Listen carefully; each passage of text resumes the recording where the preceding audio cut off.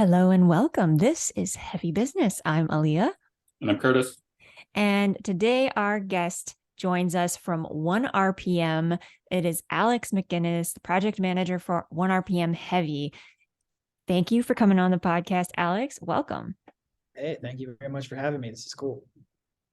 It is cool. It's cool to have you here. And I would like to begin by asking for you to give us a brief summary of who you are and what you do in the realms of metal. Yeah, so I'm Alex, like you already said, and I'm a project manager for ONErpm, our hard rock and heavy metal division called ONErpm Heavy. I also do some project management for our all country rap departments as well.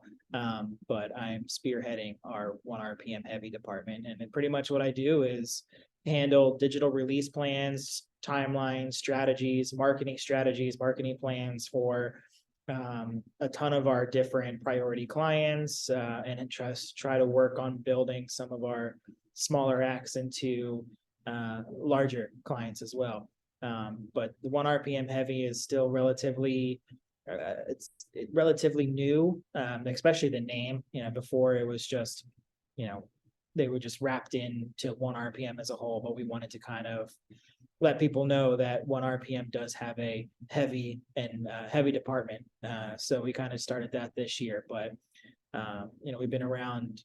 ONErpm itself has been around for 12 plus years now, and in its current state, it's one of the, if not largest, independent music distributors and label services companies in the entire world. So it's a cool company to work with, and I'm excited to be a part of ONErpm Heavy. Yeah. So label services, can you demystify that term for us? What does that encompass? Yeah, so ONErpm offers what I like to call label alternative methods to releasing music. We do have a whole business model that is, more centric around independent labels using us as distributors. But if it's just an artist looking to find a way to release music outside of the traditional label landscape, ONErpm offers that. We are a digital distribution company, but we're so much more than just that. It's a music services company. It's a music group. We offer services across multiple different disciplines. The term label services is just so vast and so broad. We do a lot of what you would see at a traditional label, minus in most capacities, we don't do any type of physical production or physical sales. All of our stuff is primarily digital. We're kind of dipping our toes into the physical production, but that turns, that's a little bit later down the line still. But for the most part, it's all just digital marketing, digital support, digital label services, stuff like that. Okay, so not so much the. Oh, go ahead, Liz. Okay. When it comes to like bands who are trying to take the next step beyond digital and maybe work on their touring presence or their physical album presence in other countries, even, that's something that's not quite within the purview, or is it? Yes, to a degree? So do you have connections?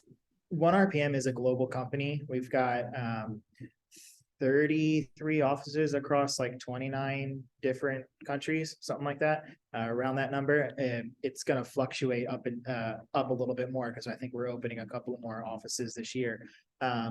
But as far as like outside of the digital landscape, artists, if they want to do physical production, they keep 100% of their physical production, whether it's CDs, vinyl, merch. That's all them. ONErpm doesn't take any type of cut.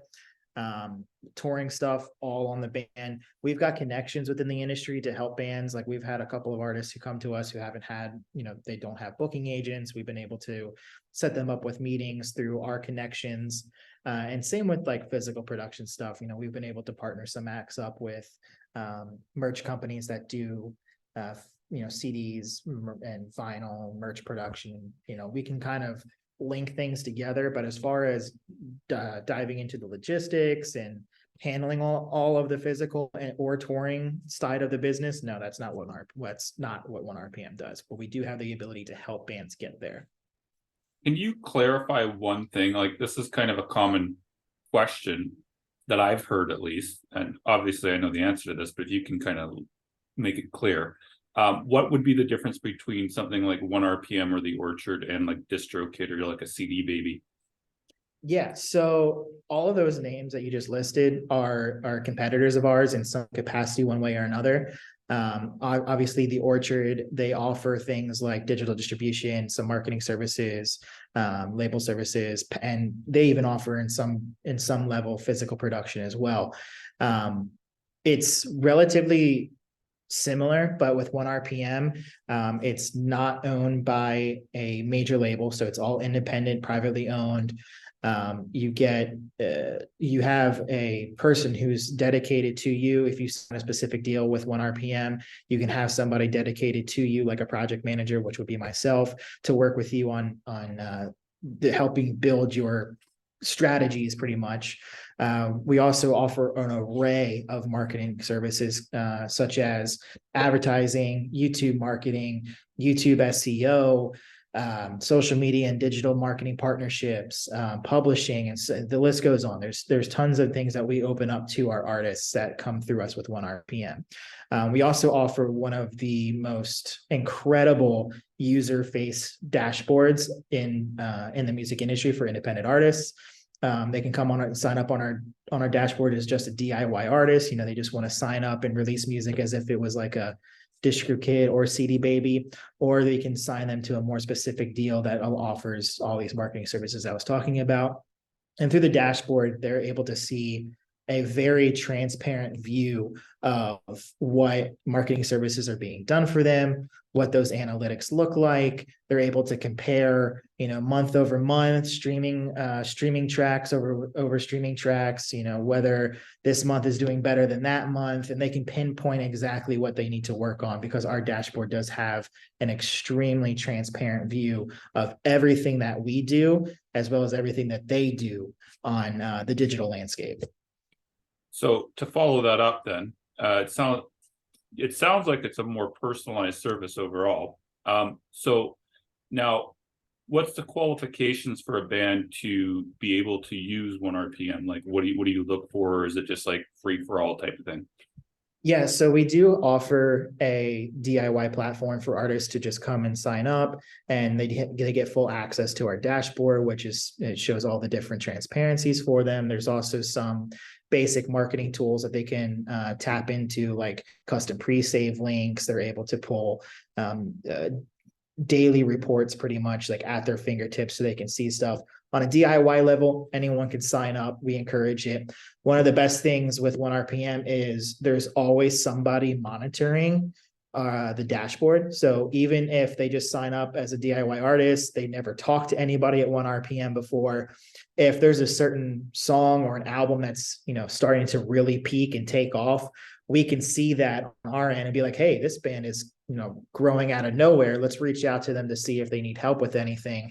And so forth and so on. And that's happened on multiple different occasions. That's actually one of our best ways that we're able to upstream artists into a larger deal. So define how you kind of figure out the larger deal, if you're willing. Yeah, I mean, like I said, everything is digital based. So we base everything off of streaming numbers. Looking at Spotify, YouTube, Apple, Amazon numbers, we compare all of that. And what our business model is really, really good with is identifying artists that have catalog. If we're able to bring an artist over that has catalog that they can bring to us, we can offer more of a substantial deal, because that catalog is kind of like our safety net. So if you're an independent artist who has however many albums of catalog, and you want to lease that to us, we can take that on. A lot of our deals include paying for the back catalog for us so that we can own it for a certain period of time. There would be some type of marketing budget to go along with it. It would also include a certain amount of new releases, whether it be by single, by album, so forth and so on. But yeah, that's pretty much what we're looking at, is somebody who has a substantial or has a growth in the streaming world. Doesn't necessarily have to be substantial, but just like there's an upward growth. And if they have back catalog, even better. So, from your experience, what are the metrics that you look at with streaming numbers? And can you give us any specific numbers that indicate a positive growth for artists that's significant to any degree? Yeah, all the basic metrics that are out there, like monthly listeners, daily stream counts, month over month, day over day, week over week numbers. That's all stuff that we're looking at. YouTube numbers is something that we are super heavy on, because we do have our multi-channel network is the second largest in the world, just behind Vivo. And we have a fantastic YouTube strategy, YouTube team that we can help grow any type of artist through our multi-channel networks. That's one thing that we're really looking at.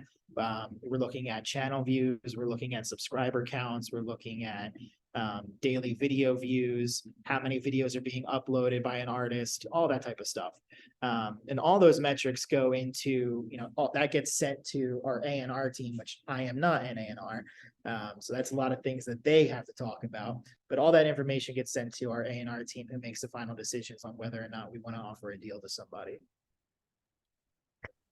Cool. So, project manager, do you like help plan the album release cycle? Or okay, so can you walk us through what that process looks like and kind of what things you take into account? Yeah.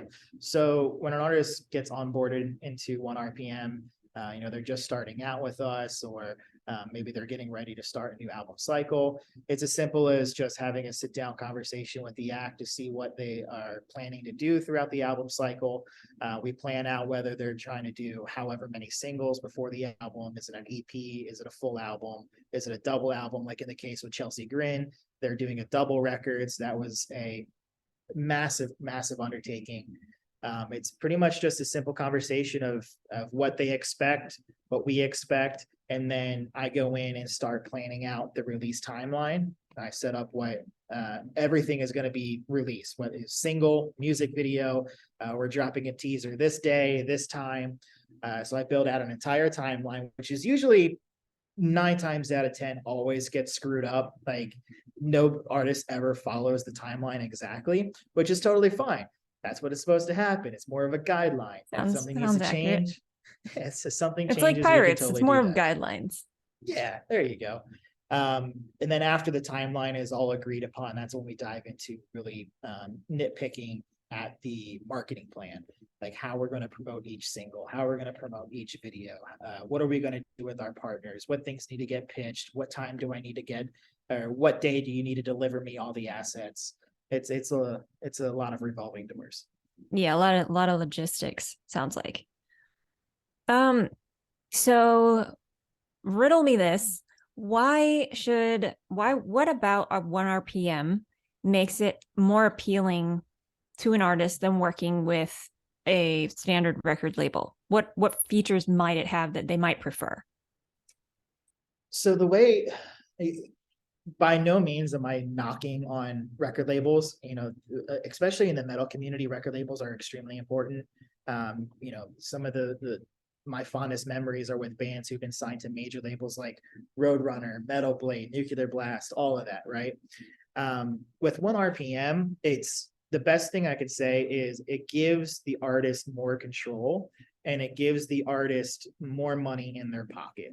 Because one, if you sign to a traditional record label, you're probably only going to see maybe at most 50% of your royalties, depending on what kind of deal you do. Some are doing like 80-20, 70-30, whatever, where the bigger number is in favor of the label, right? Because they're trying to cover their cost on advances, tour marketing, physical production, all of that, right? With ONErpm, since we don't do physical product in some scenarios, we don't do any type of touring. It's all just digital based. Plus, the artist is only leasing their music to us. We don't own any masters. Though that percentage is actually swapped. It's flip-flopped, where the bigger number is going to be in favor of the artist. Now, our deals are they range all over the place from, you know, some do have some very out of left field type of deals might be ownership deals, but the majority of our stuff is all just like leases on certain tracks, certain albums, back catalog. So we're able to play with the splits a lot better. So it gives more money to the artist and it gives more creative freedom to the artist as well. You know, they don't have to release on the timeline of a record label. They don't have to follow the criteria of a record label. You know, we give them suggestions, we give them advice, give them best practices, and they pretty much set the timeline. I want to follow something up. Unless you said this and I missed it, I don't think so. So let's say a band you work out a deal with for ONErpm, but they also want to do physical product. So how does that work with the deal you have if they want to try to do something with a label, or do they have to be independent? Like, how does this work? Yeah, so if an independent artist comes to us and they want to do, you know, they're trying to release a record, obviously bands nowadays, especially in the metal space, they still make a good amount of money off of physical product, vinyl, CDs, merch. Since ONErpm doesn't have any control of that, unless the deal does include something like that, which is very few and far between. Like I said, the majority of our deals are just digital only. The band has full 100% rights to do whatever they want physically. So they can go, you know, produce their own CDs, their own vinyl, whatever it might be. What if they have want to full shop it rights. to a label or something for the physical part of it? Is that like a no-no? Oh, that's fine. They, Okay. yeah, they can in some capacities, yes. That definitely gets into more of a conversation that my A&Rs would need to have with them. Fair, just asking. Yeah, that's definitely a conversation that they would need to have with an A&R and maybe our legal team. But yeah, it's potential that they can just go ahead and do a physical deal with somebody else. Okay, interesting. So Yeah, I mean, I kind of wonder if a label would want that though, with digital being so important, so important nowadays. A modern label might not even want to deal with the physical distribution only. Yeah, like maybe some more some independent smaller, boutique labels. Yeah. Yeah. Yeah, there might be some out there that are just mainly, you know, hey, we will reissue this on vinyl for you. Yeah, there's a lot of that in the metal space. And yeah, that's any type of physical product that an artist wants to put out, they can do whatever they want with it. You know, that's completely up to them, especially since in most scenarios, we do not own any type of masters. It's always just like a lease on the masters. And, you know, we would pay an artist on their back catalog for so many years. But we get to keep 100% of the back catalog, or if, you know, whatever the agreed upon is. And then after whatever the agreed amount of time is, you get your masters back. You get the rights to it back. Ali, I want to take this off this topic a little bit if possible. Yeah, go Okay. ahead. So, okay, you kind of touched on this a little bit, but can you go a little bit more in depth on the project manager role? Because you touched on it, but I didn't feel like it was like fully complete. Like, I know there's scheduling and stuff like that, but there's a lot of mystification with artists and stuff of what a project manager does. So if you can go into a little bit more detail, that'd be cool. Yeah, the project manager is the day-to-day person that works with management and the artist, whoever is, you know, trying to run the project from the artist standpoint. Yep. I'm that day-to-day contact with ONErpm, right? So as a project manager, it's a lot of logistics, it's a lot of planning, it's a lot of marketing. That's the biggest part of it. Is we have significant partnerships with Spotify, Apple, all the streaming platforms, all the social media platforms. We've got great partnerships with other digital partners as well, where I got to figure out how am I going to utilize their services and their opportunities in with my artist. So how do I put that in my marketing plan? Like, how do I get Facebook involved with a release? How do I get Spotify involved with a certain release, right? That's my job in a nutshell, is trying to build out the best marketing plans and the marketing strategies and the best way to promote my artist's music digitally across the entire world. Now, we do have offices in other countries where I can tap into and be like, hey, my Australian office, you know, this client has really great following in Australia, what are some Australian local marketing opportunities are available that we can incorporate in our global marketing plan? So one thing I know that you just said is important is Spotify. So now how would you kind of go about pushing a band onto Spotify utilizing the tools that you have, if that makes sense? Yeah. So when it comes to an artist who gets, a more specific deal with ONErpm, we open up a lot of different marketing services. And one of those is access to our DSP team. We've got a great team based out of New York, and their sole job is to have constant communication with our representatives at all the different streaming platforms, Spotify, Apple, Pandora, YouTube, all of that, right? A lot of artists will, like through Spotify for Artists and Amazon for Artists, you can go in there and pitch your own music for playlisting and stuff like that. Yes, you still have to do that, but in a more specific deal with ONErpm, you also get access to priority pitching through our DSP team, who will go and we'll build out an entire pitch for you that gets sent to our representatives at all the different platforms, and they're working on making sure that release, whatever it's a single or an album, gets supported by the platform on release day. Past that, there's other opportunities that come available from all the different platforms. They might offer special fan first engagement campaigns where you can get exclusive merch on your Spotify page, or there might be a track by track interview feature that gets shown on Apple. Those are things that we're trying to pitch for and trying to grasp with all of our DSP partners. So now, which streaming platform do you guys like to target the most other than Spotify and YouTube? Like, how important is like the Deezers and the Titles and the rest of them? They're all still very, very important. Fair. Now, in most cases, Tidal doesn't do as much with metal, whereas Apple is super involved with metal. But Apple is still a huge priority to us. And I know a lot of people say Spotify this, Spotify that, but Apple still is huge for us. And it's still a platform that gets we get a lot of great opportunities from that as well.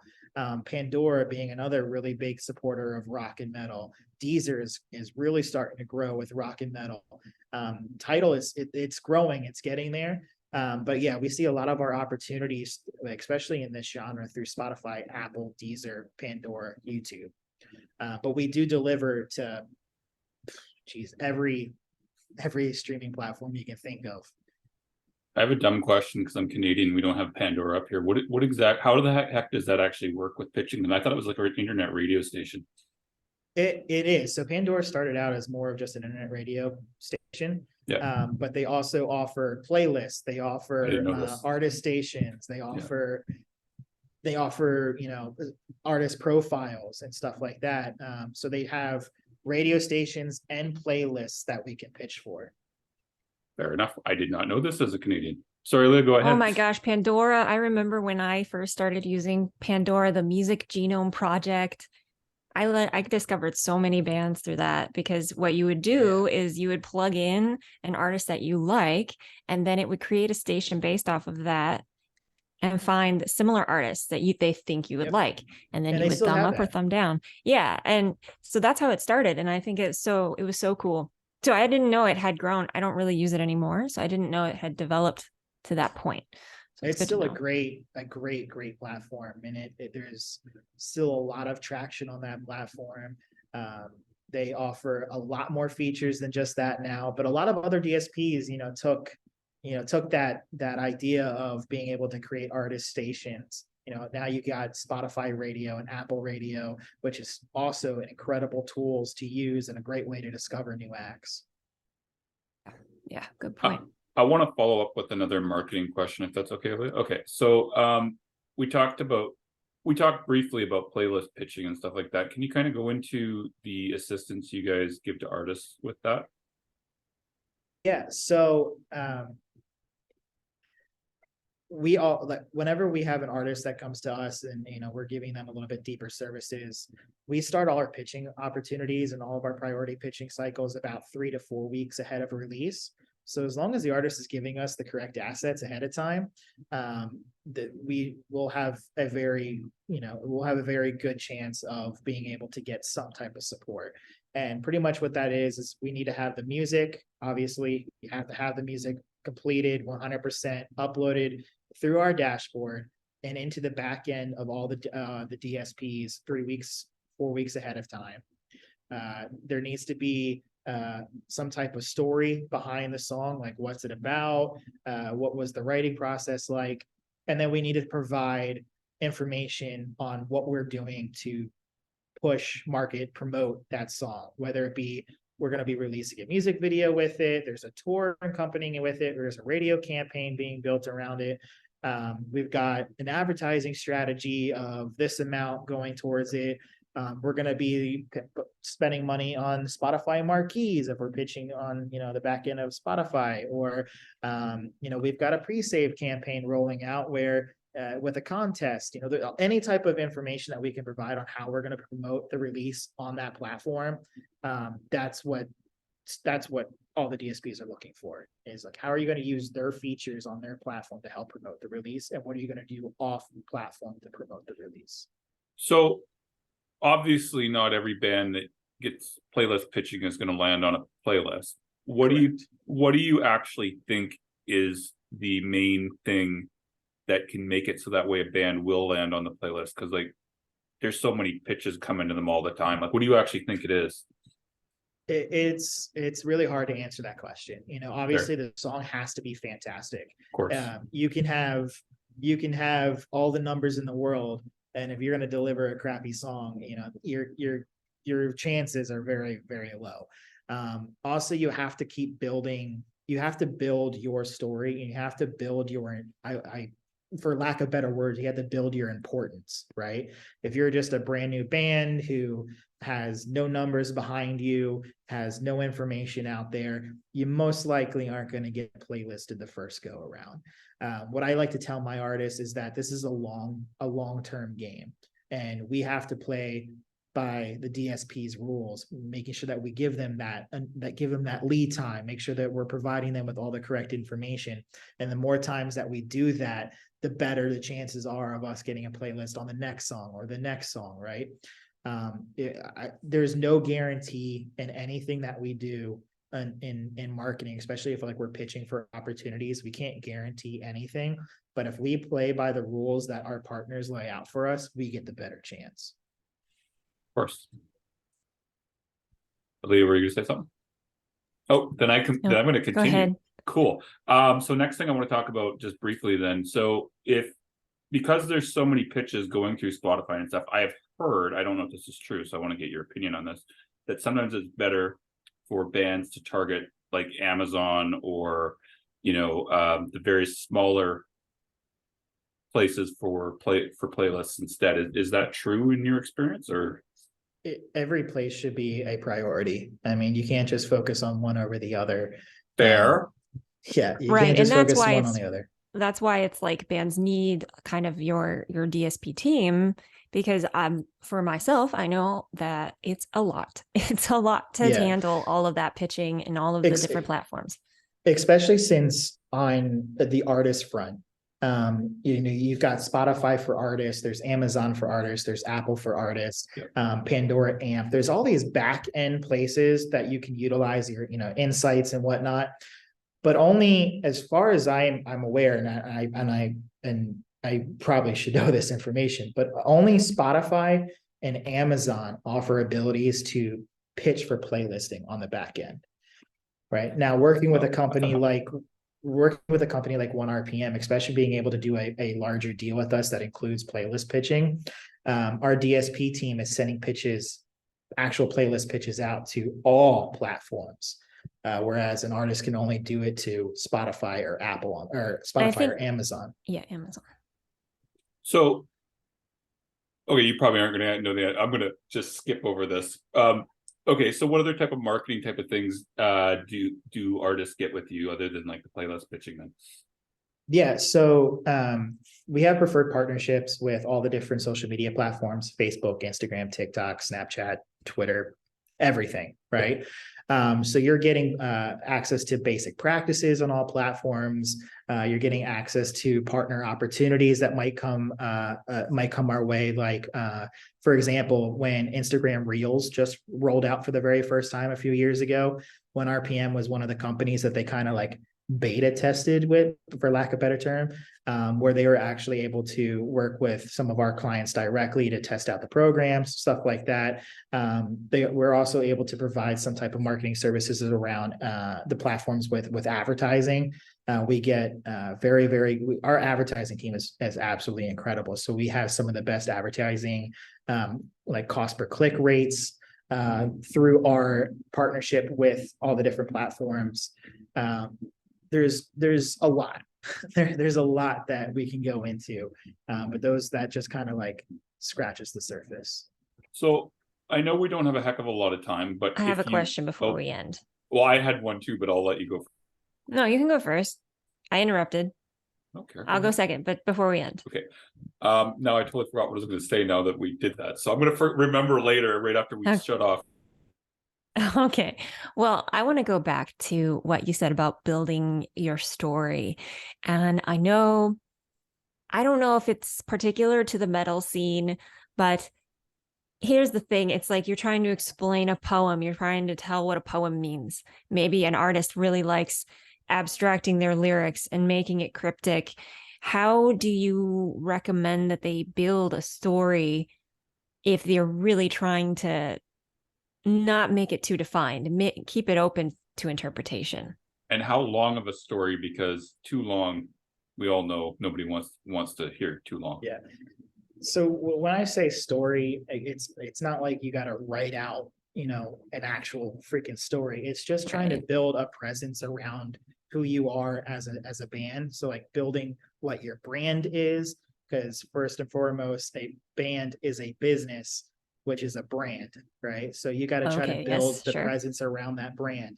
So you got to try to figure out reasons of, like, you got to identify what you are, who you are, what your audience is, and then you got to build the story around that, as in like being able to introduce yourselves to your own audience as far as what you guys are musically, what you guys are individually as musicians, as people, and then what is it that your band is really all about, and then building the presence and the story around it by trying to gain more and more attention from people, from press, from playlisting, from YouTube, whatever it might be, touring specifically as well. There's a lot that goes into trying to build a story, and there's really no correct formula on how to do it. Some bands do it really, really well. For example, Sleep Token, who just blew up, overnight pretty much. They built an incredible story for themselves. There's plenty more examples to go around with something. That is like a really good example of a cryptic one, though. It's a really good one. Yeah. I remember what I was going to say, if you guys were both ready for me. So can you give an example? Like, who would you say would be a band that you would say would be a great success story, a heavy band from ONErpm, just for our listeners, so that way they know. Usually this makes everybody blank, but if you can think of one. Yeah, we have a lot of great success of being able to grow artists, especially artists who might have never been a part of a label before, or who are looking to take that next step to help grow their careers. The best example I can give is one of our clients, Silent Theory, has been phenomenal. We were only 2 songs in, and we've already been able to help grow their streaming numbers by at least 100% on almost all platforms. Spotify numbers increased 150,000 monthly listeners in a month. Pandora numbers were up almost over 2,000% in the span of just a couple of months. So that things like that are huge for us, because we're really good at being able to grow artists from one level to the next. We also have a really great track record of being able to take artists who are coming from like a major label landscape and being able to grow them. The best example is Chelsea Grin, who's all their past releases have been with, you know, some substantial record labels. And now with this new double LP project, Suffer in Hell, Suffer in Heaven, it's their first independent style release. And even though they're, you know, they've been able to live an incredible life with record labels backing them, doing it independently through ONErpm was a huge step for them. But we're able to continue that track record of making sure that they stay on top of the genre, and it's been an incredible release so far. That's all. Yeah, they've done really well from what I've seen, so that's awesome. Yeah. I think that's all I got, Leah. I think that's all we have time for. Yep. Thank you again so much for coming on, Alex. Yeah, I hope we can have you back sometime. Absolutely. And talk more Anytime. about in depth about marketing and branding and project management. But until next time, everyone listening, make like a bull and throw those horns up. Thanks, guys.